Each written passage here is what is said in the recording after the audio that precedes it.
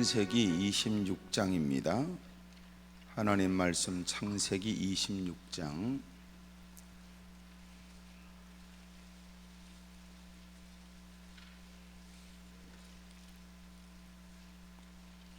12절부터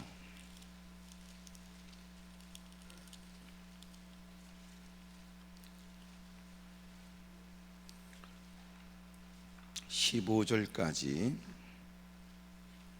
다 같이 읽겠습니다. 시작. 이삭이 그 땅에서 농사하여 그의 백배나 얻었고 여호와께서 복을 주심으로 그 사람이 창대하고 왕성하여 마침내 거부가 되어 양과 소가 떼를 이루고 종이 심이 많으므로 본래 사람이 그를 시기하여 그 아버지 아브라함 때 그 아버지의 종들이 판 모든 우물을 막고 흙으로 메웠더라. 아멘. 여러분을 다 축복합니다. 좋은 일이 많았으면 좋겠어요. 늘 우리가 바르게 살려고 해도 잘 뜻대로 안 되고, 왜 그런가 보니까 의지가 박약하기도 하고 세상이 우리를 그냥 놔두지도 않고, 또 하나 주변의 사람들 역시도 또 그렇게 사니까 나 혼자 유독 그렇게 살 필요 없다, 그러면 이제 세상이 더러워지는 거죠. 그러니까 믿음으로 살아야 된다는 것은 세상에 다른 사람이 그렇게 살지 않아도 나는 그렇게 살아야 된다는 거고, 그것 때문에 치러야 될 값이 있다 할지라도 그렇게 살아야 되고, 또 그것이 내게 복이 될 줄 알아 그렇게 살아야 되는 거니까. 근데 한국 사람들은 참 종자가 좀 이상해서 늘 우리는 하나님을 바라보고 산다는 게 참 힘들어요. 그리고는 분위기에 너무나 휩싸이고 다른 사람들에게 자기의 주도권을 뺏기고 자기의 결정권을 스스로 포기한 채 분위기 따라 살아가는 게 우리에겐 대부분 한국 사람이 갖고 있는 기질이에요. 이게 무슨 말이냐면, 하나님께서 그걸 원한다고 그러면 그리 살아야 될 이유가 자신에게 분명히 있는데도 다른 사람이 아니면 또 아닌 겁니다. 이런 거는 계속 사람에 관해서 살피기 위해 좀 이렇게 우리가 이곳저곳 구석구석을 좀 살펴보면 그런 실험에 대한 연구 발표도 많아요. 소위 사람들이 다 모여서 10명이 앉아서 9명은 다 짜고 하는 얘기고, 한 사람은 진짜 실험의 대상인데 다 같이 앉아서 과제를 풀고, 그리고 저기서 불이 난 것처럼 연기를 막 피워내면 9사람이 아무렇지 않은 듯 가만히 있으면 한 사람도 이상한데도 가만히 있는 겁니다. 놀라운 건 혼자 있을 때 연기가 막 피우면 호들갑을 떨고 뻘떡 일어나 밖에 무슨 일인가 기웃거리고 살펴보는 사람이, 여러 사람이 모인 중에 다른 사람은 가만히 있고 자기가 볼 때도 분명히 이상한 건데도 다른 사람이 가만히 있으면 그 인간도 가만히 있더라고요. 무슨 얘기일 것 같아요? 우리는 실제적 현실주의처럼 보여지지만 현실이 아니라 분위기 따라 움직이는 인간. 그러니까 분명히 하나님이 내게 은혜를 주신 건 분명한데도 가는 곳곳마다 네가 받은 은혜를 얘기하라고 그러면 거품을 무는 인간인데도 정작 그 하나님 때문에 해야 될 과제가 분명히 있어도 분위기 따라 다른 사람이 안 하면 그 인간도 안 하는 겁니다. 실제적으로 앞섰던 믿음의 사람들이 행했던 것은 그 주님 때문에 일했고, 주님이 이유가 되었고, 주님 때문에 자기의 목숨을 기꺼이 던진 거예요. 어찌 보면 의지가 박약한 인간은 밖에서도 개떡이고 교회 안에서도 거지 같더라고요. 오히려 하나님을 섬기는 일에 거칠게 반항했던 인간이 하나님에 의해서 거꾸로지면 사울처럼 목숨 걸고 주님을 위해 그 열정을 쏟는 겁니다. 밖에서도 시원치 않은 것들은 교회 안에 들어와서도 성령의 강권하심이 아니면 그 사람은 교회 안에서도 하는 짓이 그래요. 그래서 교회 안에서 끊임없이 하나님의 은혜를 구하고 위로부터 공급되는 성령의 충만함을 덧내지 않으면 교회에서는 장로, 권사, 집사 소리를 수없이 외쳐도 그 사람은 달라진 것 없는 부끄러운 일들을 여전히 교회에서도 행하고 살아갑니다. 그러니까 교회를 좀 다녔다고 해서 직분을 주면 안 돼요.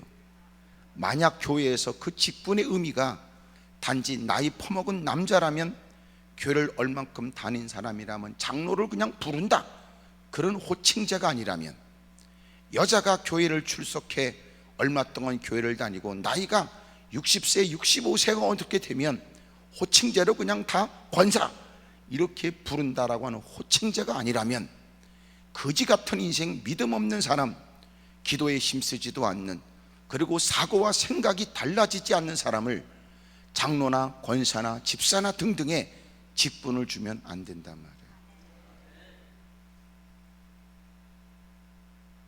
그런데도 문제는 호칭제로 쓰자고 그러는 건 싫어하면서도 하는 짓거리는 호칭제로 그의 직분이 불려지고 있는 겁니다. 그러니까 교회가 솔직하지 못하는 거고, 개인이 거짓이 많다는 것이며, 세상과 맞서기는 경쟁력이 없고, 그리고는 세상에서는 손가락질 받고 지탄받는 집단이 되어버리고 마는 거예요.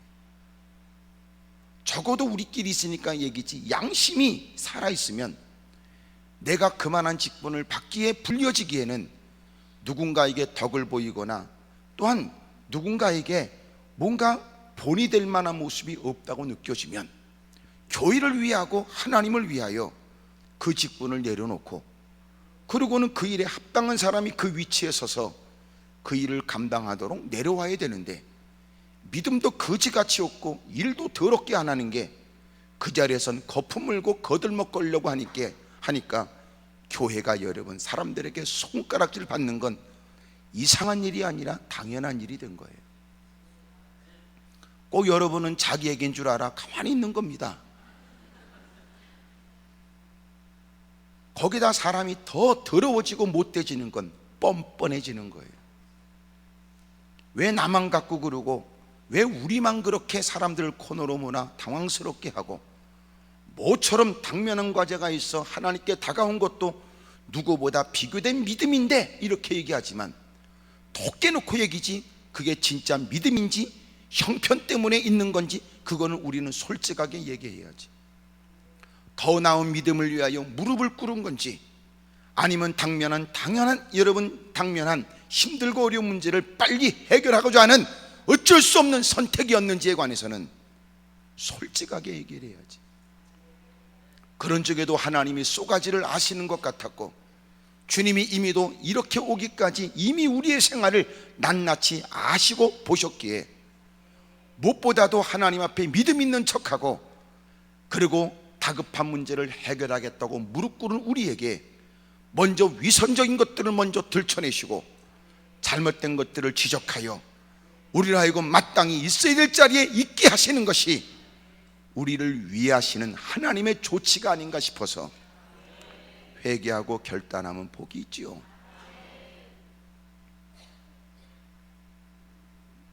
하나님을 내 아버지라고 소리는 지르지만 너는 하나님의 자녀처럼 살고 있는가는 살펴보셨습니까?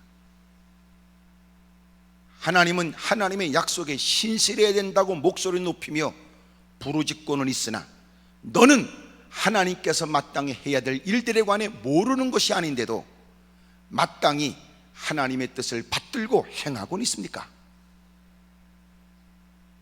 오늘 자신의 형편과 처지는 마치 하나님을 나를 버렸거나 나를 방치한 결과가 아니냐고 따져대는 당신은 이미도 하나님께 받은 바 은혜가 각별하다고 말하면서도 엉뚱한 곳에 헤매며 하나님이 기뻐하지 않는다는 사실을 알아도 이런저런 핑계와 이유 때문에 그릇된 일을 행하는 건 맞습니까?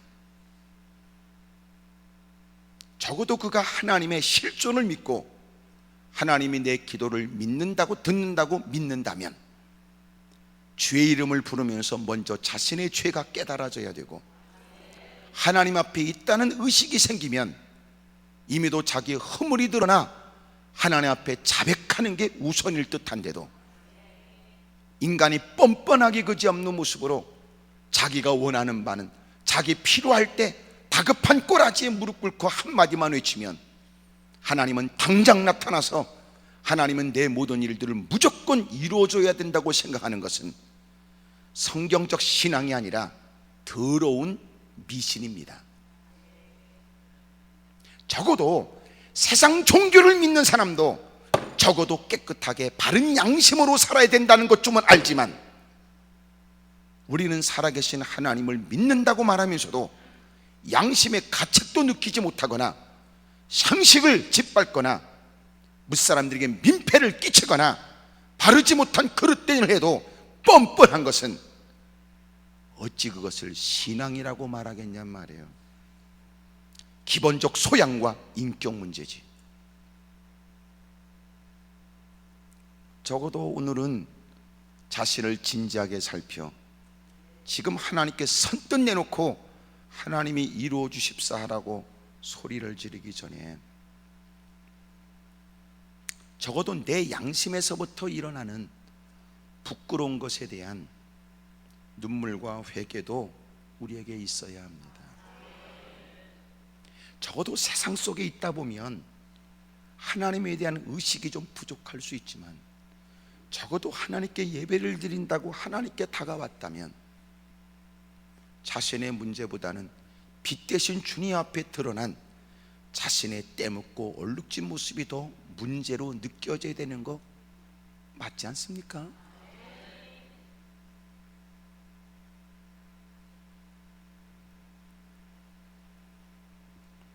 저와 여러분들의 믿음은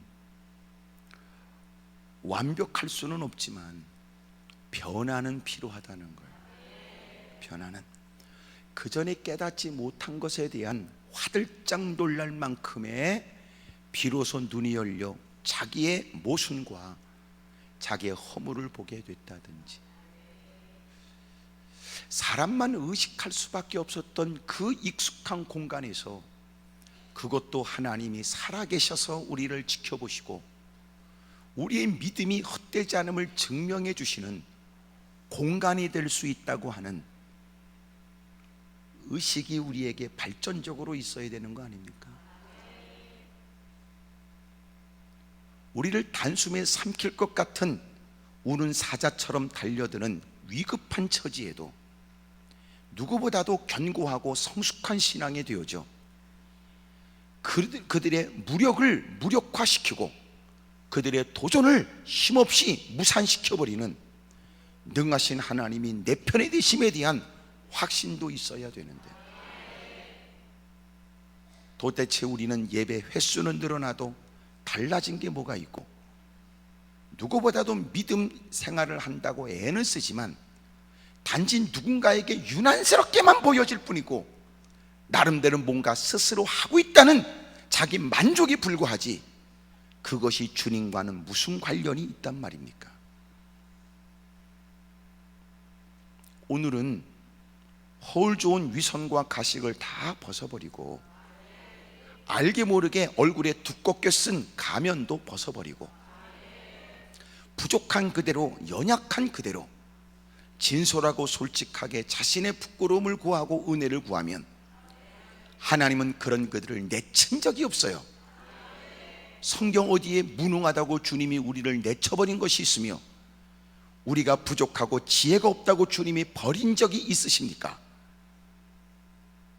우리가 스스로 부족하다고 말하는 것보다도 더 부족한 우리를, 나는 죄된 인생입니다 라고 말하는 우리의 고백보다도 더 더러운 인간을 하나님은 우리를 사랑하시는 바, 인생이 진솔하게 은혜와 은총을 구하면 주님은 그의 가련함을 불쌍히 여기시고 그를 건져내주고 필요한 것들을 공급해 줍니다. 왜 우리에게는 역사가 없으며 왜 우리에게는 위대한 하나님이 실제적으로 역사하는 삶의 현상들이 없다고 생각하십니까? 그 이유는 우리가 너무나 거짓되어 있는 거예요.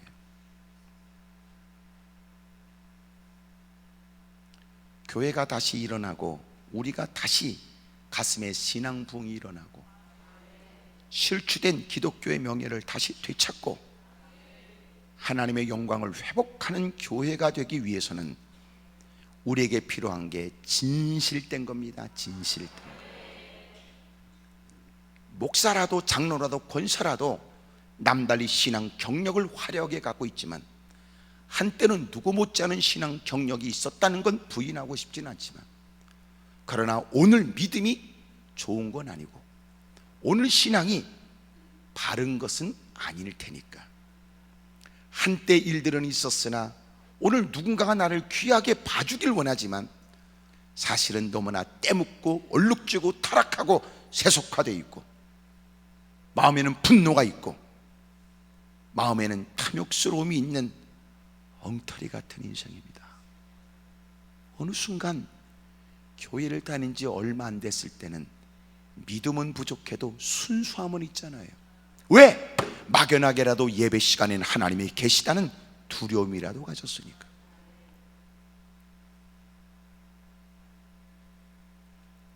과연 우리는 더 깨끗해지고 진실해지고 순수해지고 우리는 정말 성결한 삶을 살고 있는 거 맞습니까?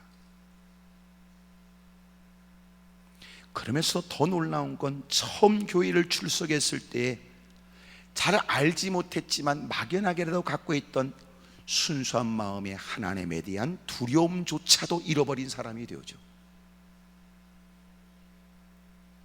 이제는 뻔뻔한 모습으로 어떠냐는 식으로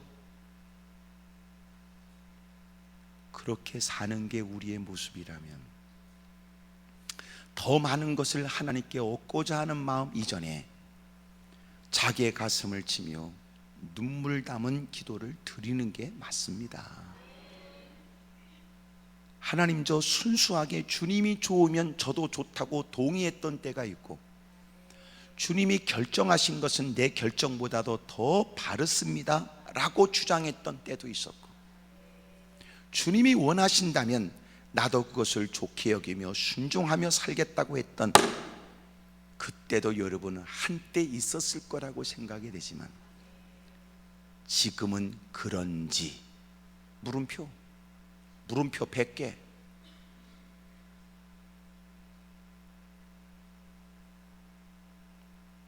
괜히 믿음 있는 척하고 좋은 말들을 나열하여 기독교나 하는 인간인 것처럼 거들먹거리지 말고, 짧은 시간이라도 주님의 불꽃 같은 눈길 앞에 숨길 수 없는 자신의 모습을 진솔하게 고하고, 허울 좋은 목사의 이름을, 허울 좋은 무사람의 주목받는 장로의 이름을, 뭔가 대단한 일을 하는 것 같은 권사 안수 집사의 이름은 갖고 있으나 실상은 주님이 이미 아시는 것처럼 나는 사실은 그저 주님 앞에 낯을 들 수 없는 부끄러운 인생입니다. 그러면 됩니다. 그러면 하나님이 그런 그에게 함께하여 도와주고 이끄시고 책임져 주셔서 마침내는 오늘 성경에 기록하고 있는 것처럼 하나님이 그에게 복을 주시는 은혜가 있을 거예요. 이 땅에서도 하나님이 복을 줍니다. 고난도 겸하여 있습니다. 천국을 얻지 못할 사람이 없습니다. 단 그가 주를 위해 주님을 최고의 가치로 여겨 부모와 처자와 자식과 그 모든 것들을 기꺼이 하나님보다는 우선으로 여기지 않고 철저히 주님을 우선으로, 하나님의 일들을 더 가치 있게 여기고 살면, 이 땅엔 잠시 미련하게 보일지 모르지만 하나님도 그를 귀하게 여기시고, 그 많은 사람 가운데도 주님은 그를 주목하시고, 그 많은 분주함 속에서도 주님이 함께하여 그의 경영에 열매가 있도록 책임져 주십니다. 하나님께 어떻게 하면 복받을 사람으로 바르게 살까 생각보다는 자기 행동은 고칠 마음이 눈꼽만큼도 없는 사람이 무조건 하나님은 자기를 도와줘야 되고 무조건 자기의 팔자는 펴야 된다는 생각이 얼마나 위험하냐 말이에요. 성산에 올라온 여러분들은 착한 마음으로 돌아가고 이미도 우리에게 선한 일을 시작하신 주님이 결코 우리를 방치하여 내버려 두지 아니하시는 은혜가 있기를 축복합니다. 할렐루야. 옆에 사람한테 다 물어보세요. 우리가 이렇게 사는 거 맞는 거냐고 서로 물어봐요. 시작.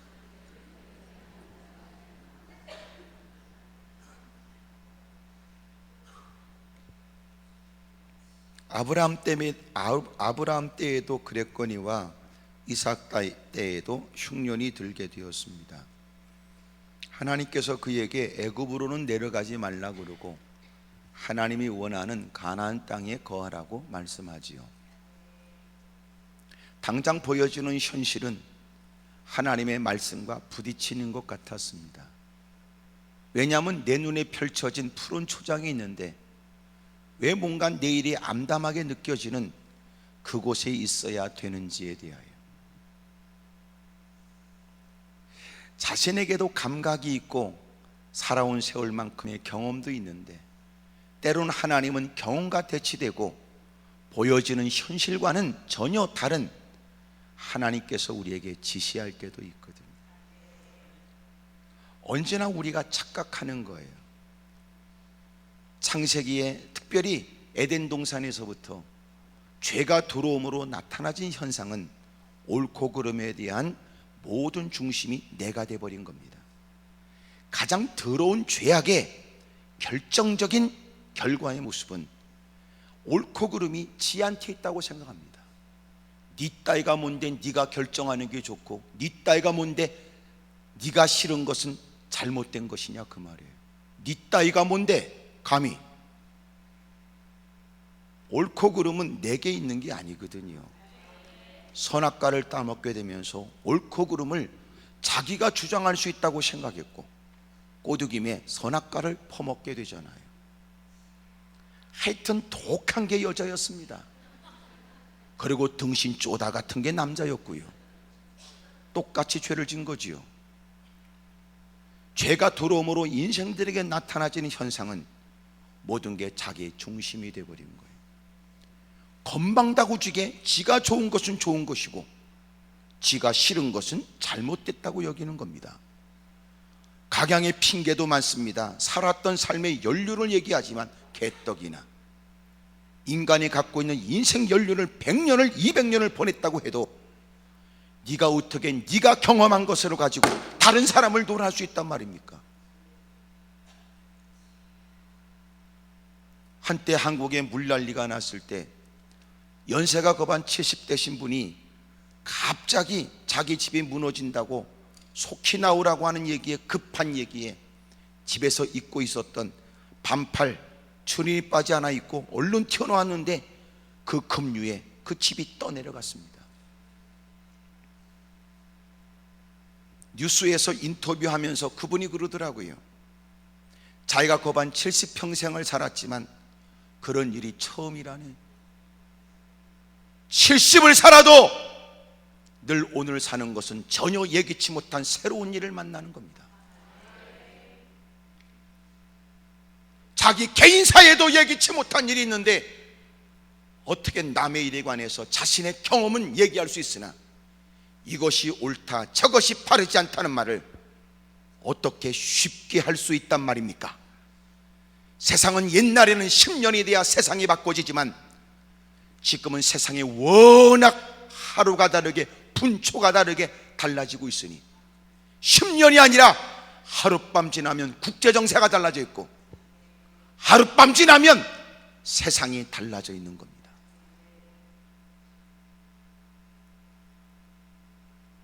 도대체 무엇으로 네가 좋다는 게 좋다고 주장합니까?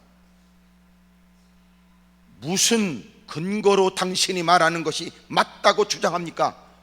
지금도 세계 곳곳의 유수대학에서 어마어마한 논문이 어마어마하게 쏟아지는데 그 논문은 지금까지 주장했던 것이 잘못됐다는 걸 반박하는 것도 많고 철칙, 원칙, 법칙들이 깨져버리고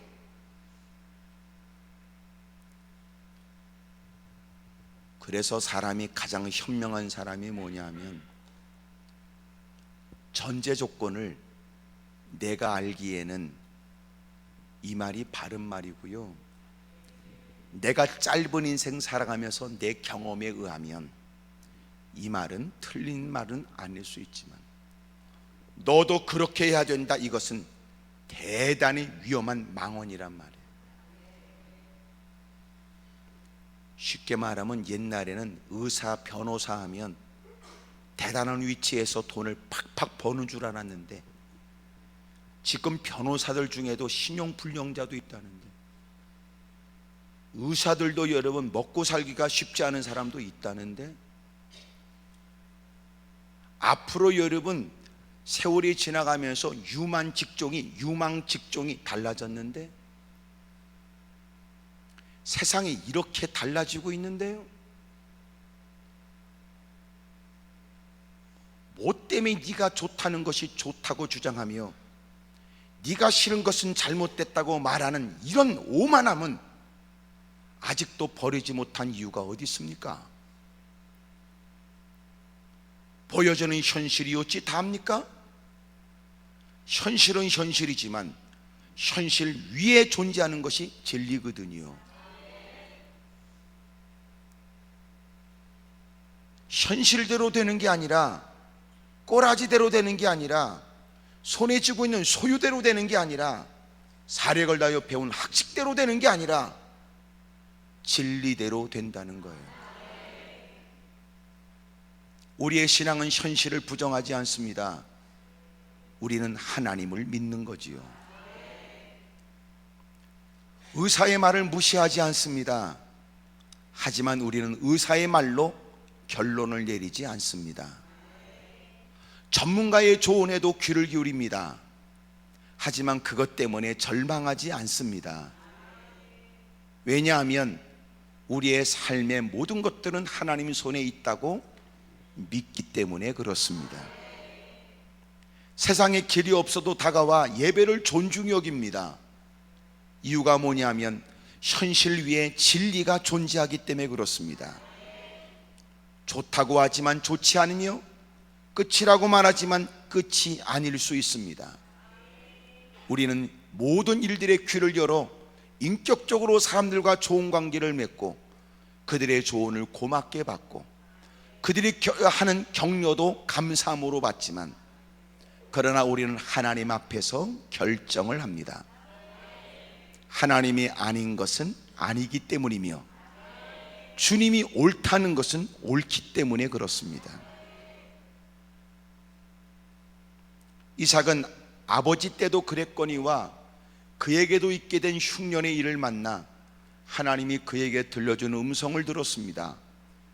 네가 보기에는 이 땅보다 그 땅이 좋아 보여도 너는 내가 말하는 곳에 있어야 된다는 주님의 음성을 따라 그는 애굽 땅으로 내려가지 않습니다. 왜 하나님이 가나안 땅에 머물게 하시는지, 왜 호전적인 사람들 틈바구니 있게 하는지, 왜 더 앞날이 더 평탄할 것 같고 보장될 것 같은 그곳으로는 보내지 않는지, 왜 하나님이 그것을 금하게 하셨는지 시간이 지나고 나서야 깨닫게 되지요. 가장 좋은 땅은 하나님의 눈길이 머무는 땅이었습니다. 이스라엘 백성들이 광야 생활을 하지만 그들은 오히려 가나안 땅에 나중에 들어가서 더 혹독한 시련을, 광야에서도 겪지 못한 시련을 겪게 되지요.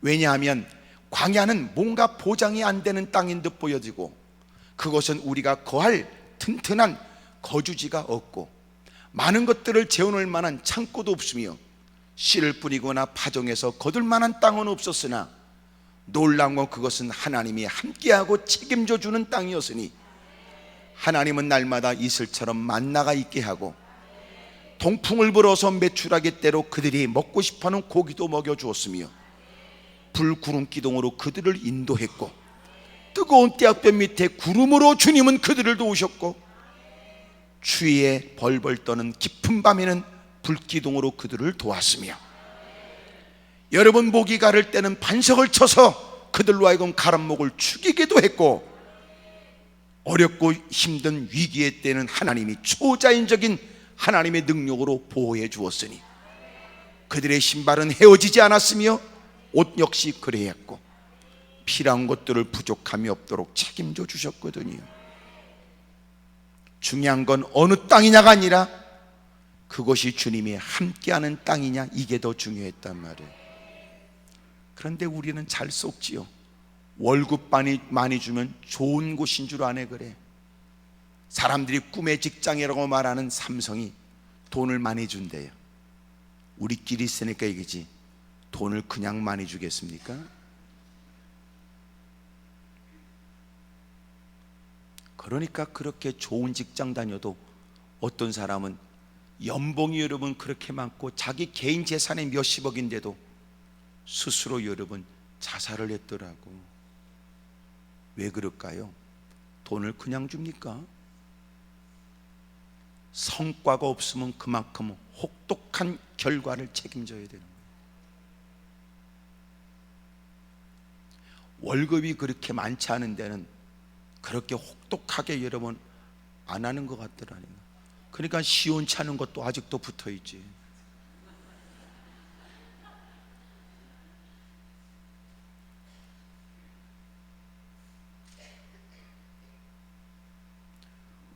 인간에게 있는 모순이 뭔지 아세요? 생각하고 싶은 것만 생각하는 거예요.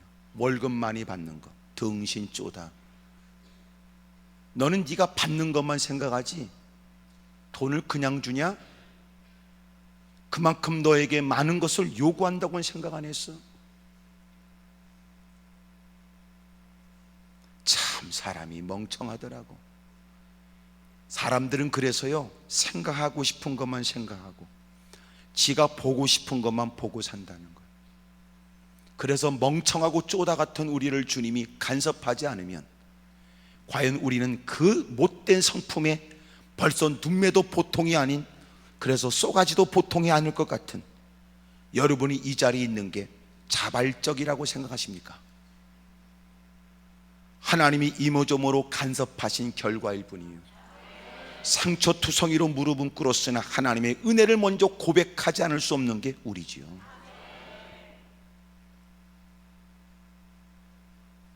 참다운 믿음의 삶을 살기 위해서는 세 가지를 반드시 이겨야 되는데, 하나님 말씀대로 살면 반드시 하나님이 마침내는 복을 준다고 전제했고, 그러나 극복해야 될 일이 뭐냐? 첫째, 그것은 시련입니다. 왜 시련일까요? 말씀 때문에 겪게 되는 시련이에요. 하나님이 말씀을 하시지 않았으면 내가 지금까지 취향대로, 내가 지금까지 살아왔던 경험대로 결정을 했을 것이다. 그러면 놀라운 건, 그러면서 우리의 마음 가운데는 여러분 훗날 무슨 일을 만날지는 모르나 마음에는 평강이 있을지 모르지요. 하지만 왜 하나님께서는 우리에겐 더 좋은 곳이 있는데도 말씀으로 우리의 발목을 붙잡고, 왜 더 이상 가자면 안 된다고, 가면 안 된다고 왜 우리를 자꾸만 통제하실까? 그것 때문에 시련이에요. 하나님의 전을 출입하면서 우리에게 있는 갈등이 새롭게 일어나요. 그 갈등이 새롭게 일어나는 이유가 뭐냐?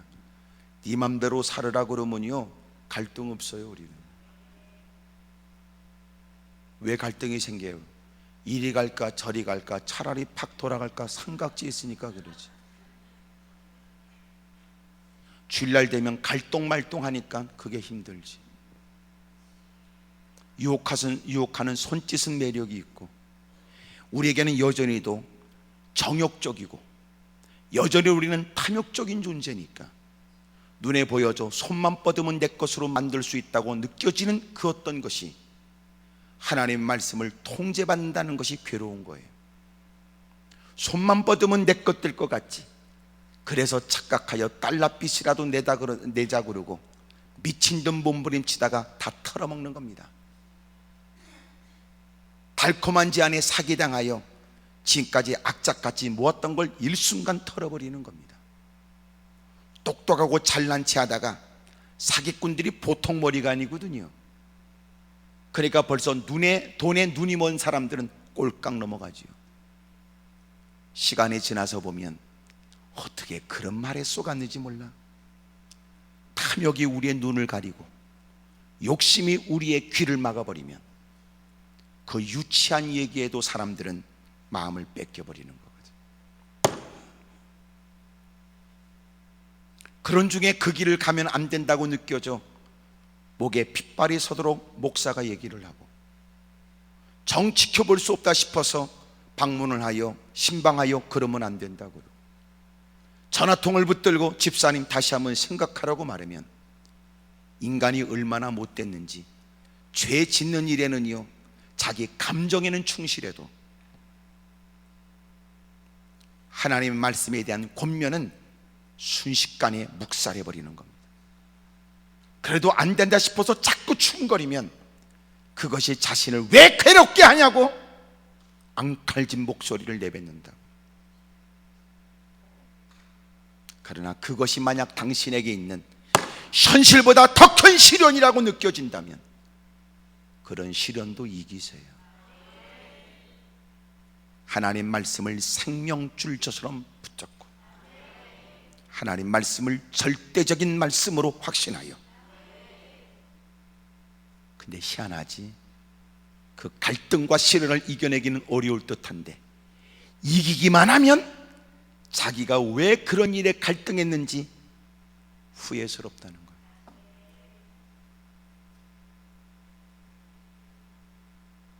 믿음으로 산 결국은 하나님이 그에게 복을 줍니다. 무엇보다 시련을 이기세요. 그것은 환경을 통해서 다가오는 시련이고, 그 말씀으로 그 환경에 적용하기에는 현실적이지 않는 것 같음으로 인하여 겪게 되는 혹독한 시련입니다.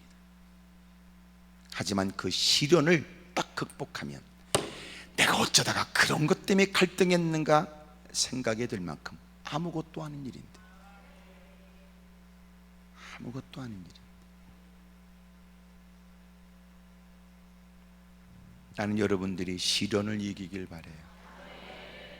피부로 느끼는 환경 속의 고통, 우리의 삶을 위협하는 다양한 많은 어려운 여건들이 여러분을 힘들게 하겠지.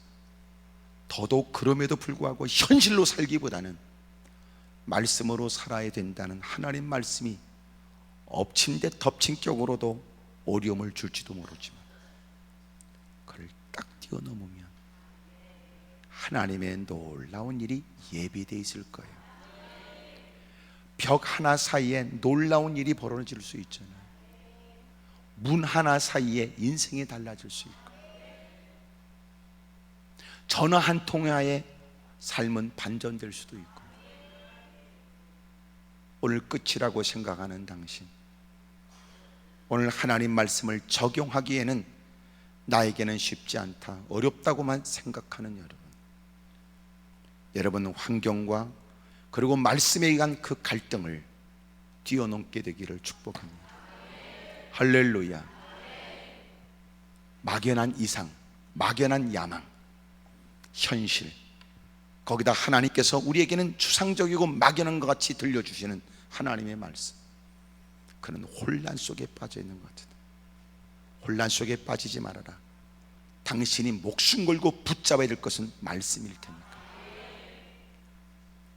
그 말씀은 너를 보호하고 보증하고 또 너를 책임져 줄 것입니다. 마침내 하나님이 원하는 곳에 머무르게 되지요.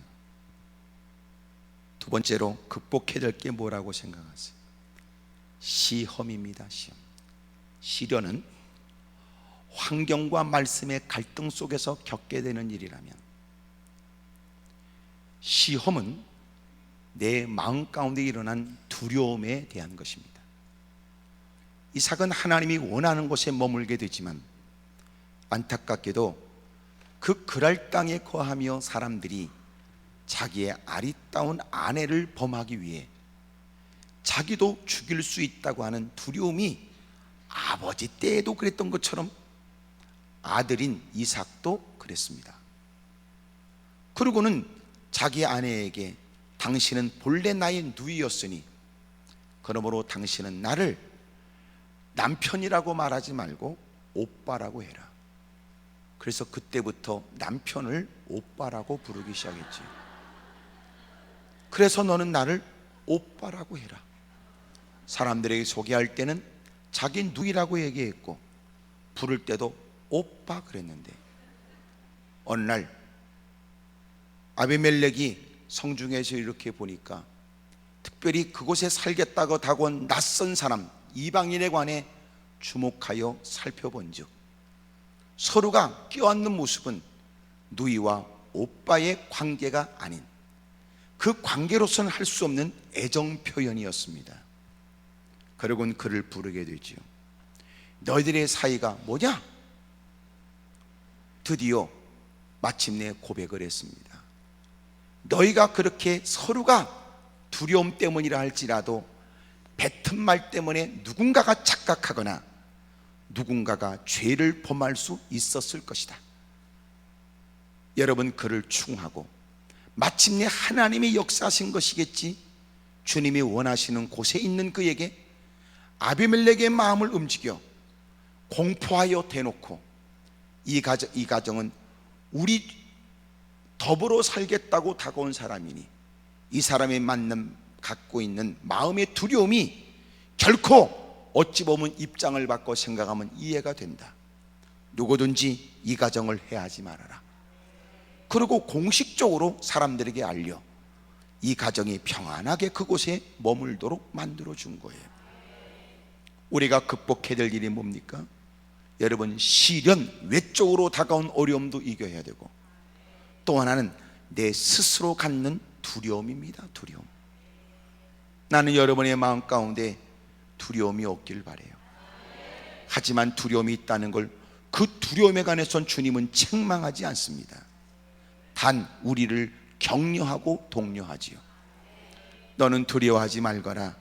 내니 안심하거라. 넌 두려워하지 말거라. 걱정하지 말거라. 주님은 우리의 연약함을 안단 말이에요. 그래서 우리가 하나님 전에 다가와 아직도 신앙생활에게는 부족하게 짝이 없는 우리를 주님은 오랫동안 살피시며 우리의 믿음이 견고하게 하고 신앙에 성장하도록 우리를 도와준다고요. 하나님 말씀대로 살아야 되겠다는 원칙에는 이성적으로 동의하지만 삶의 현장에는 자꾸만 마음에 두려움이 엄습할 수 있겠지요.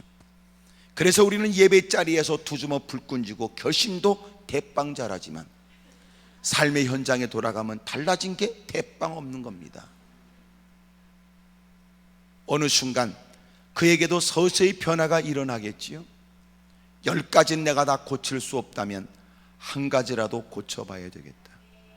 하나님은 그에게 용기를 주고 힘을 북돋아가며 그가 더 주님이 거룩하신 것처럼 우리가 온전해지도록 주님이 우리를 도와주신다고요. 그래서 성령님은 돕는다라고 하는 뜻의 성령님 보혜사거든요. 사랑하는 여러분, 오늘도 저와 여러분들에겐 변화가 있기를 바랍니다. 이제는 두려움도 떠나가길 바라고, 이제는 두려워 벌벌 떠는 사람에게 힘을 내요. 나도 당신을 충분히 이해합니다. 나도 한때 힘들고 비틀거릴 때도 있었지요. 믿음을 강조하는 사람들이 미련하게 보여졌던 때도 있었으나 이제는 그 말이 무슨 말인지 이해가 되더라고요.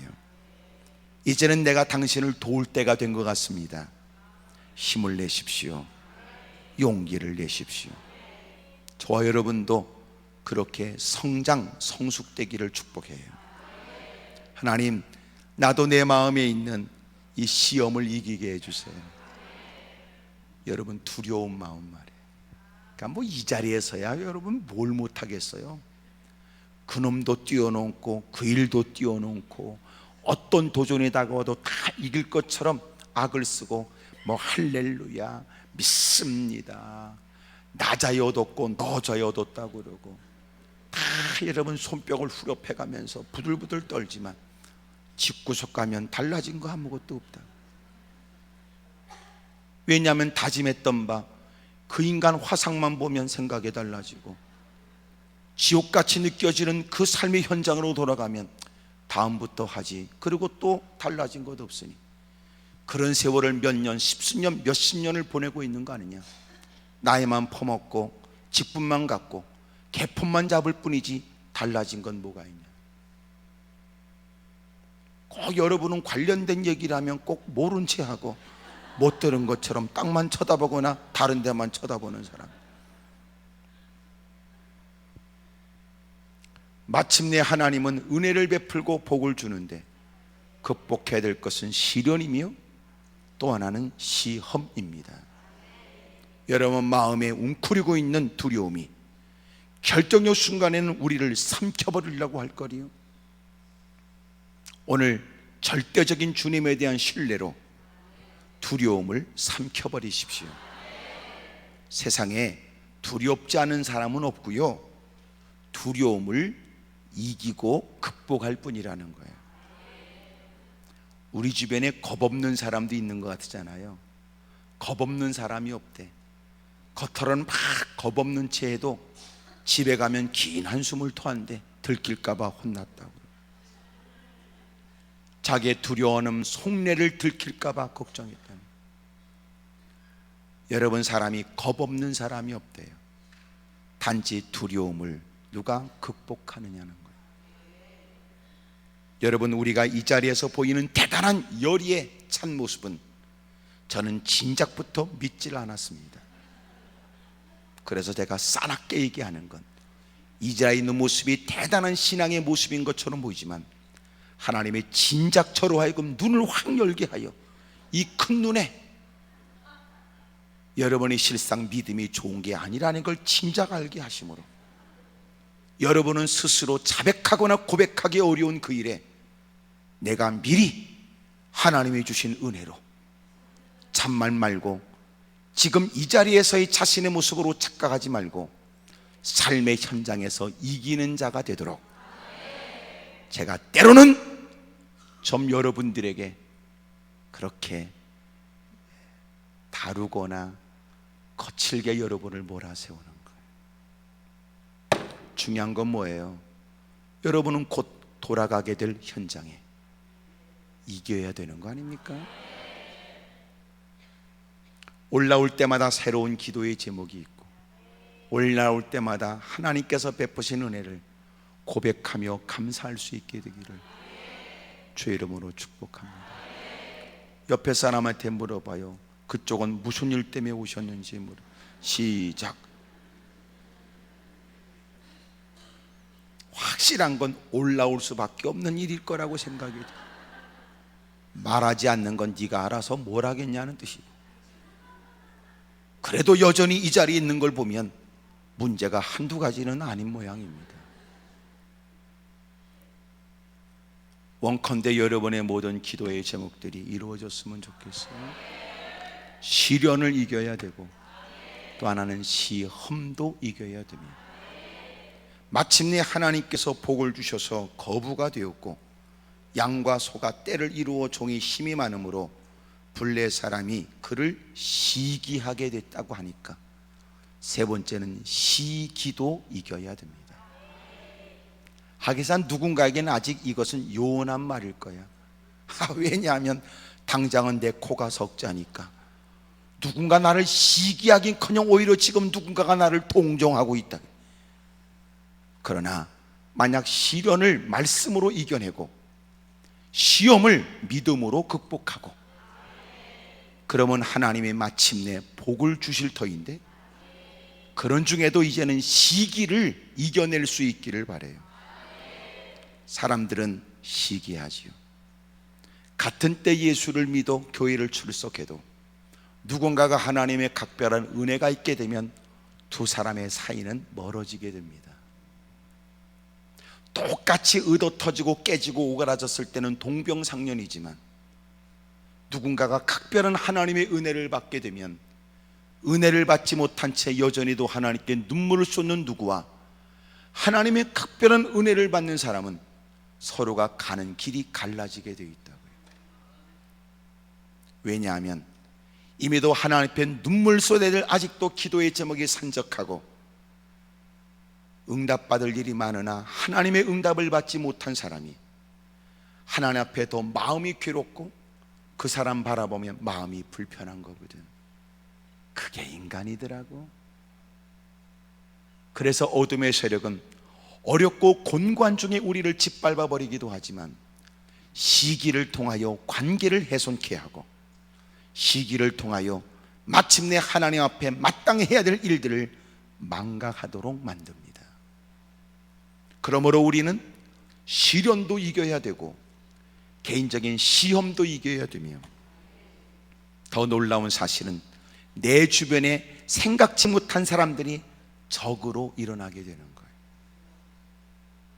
그래서 여러분에게 귀뜸해 드리는데, 하나님이 마침내 거부가 되게 하거나 마침내 응답을 주시게 되면 응답받았다고 너무 크게 말하면 안 돼. 왜냐하면 누군가가 당신을 그때부터 씹어대기 시작합니다. 하나님이 물질을 많이 줘도 함부로 한턱 낸다고 잘못하게 되면 많은 것들이 갈비 뜯어먹고 이빨 쑤시며 또 씹어댑니다. 그래서 여러분에게 귀뜸해 드리는데, 하나님이 복을 많이 주면 그때부터 처신이 더 조심스러워요.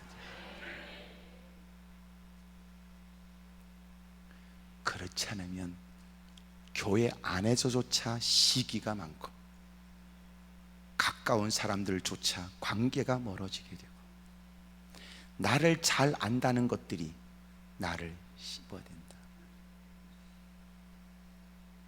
그래서 여러분들이 앞으로 복 받을 것 같아서 귀뜸해 드리는데, 시기도 극복해야 된다.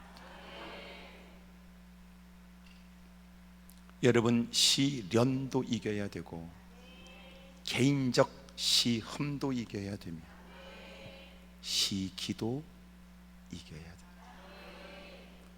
그러므로 하나님께 복을 누리며 하나님의 주시는 것들을 소유하여 하나님의 영광을 위해 살고자 하는 당신이라면, 오늘 세 가지, 여러분, 삼기를 이겨야 돼. 삼시를 이겨야 돼. 시련과 시험과 시기를 이겨야 됩니다. 그래야 삶이 행복하겠죠.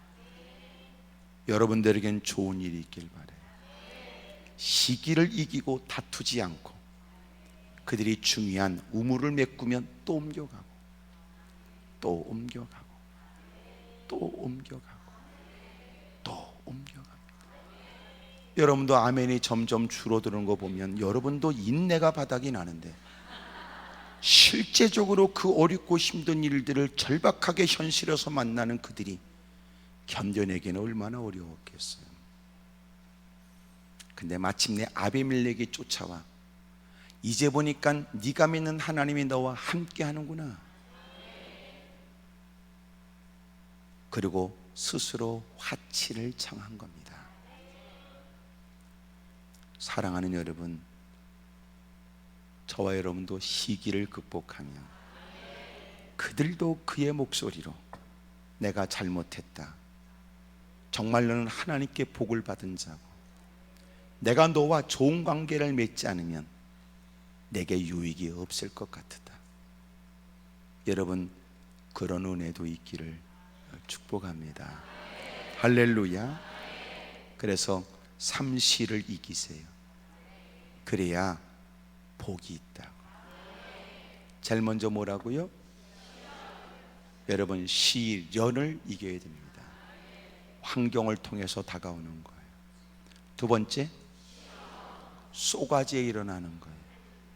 세 번째, 사람들을 통하여 받게 되는 겁니다. 저와 여러분이 넉넉히 이겨 마음껏 주님을 증거하는 복된 삶이 되기를 바랍니다. 옆에 사람한테 물어보세요. 그쪽은 세 가지 중에 가장 힘든 건 뭐 같으냐고 물어봐요. 시작.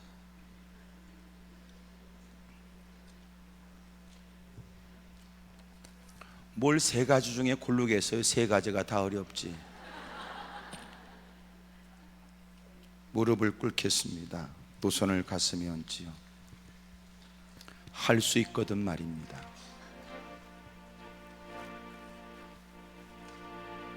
하나님의 도움이 절박한 처지고 하나님의 은혜를 받아야 되겠다는 마음은 간절한데 하나님 저 좀 도와주십시오. 이겨야 될 일이 한두 가지가 아니고 극복해야 될 건 역시도 적지 않습니다.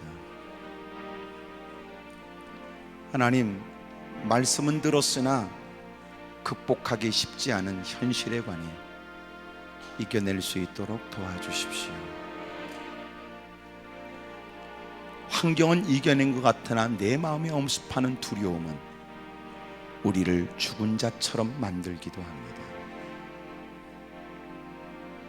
하나님의 베푸시는 각별하고 하나님이 허락하신 은총은 너무나 특별한데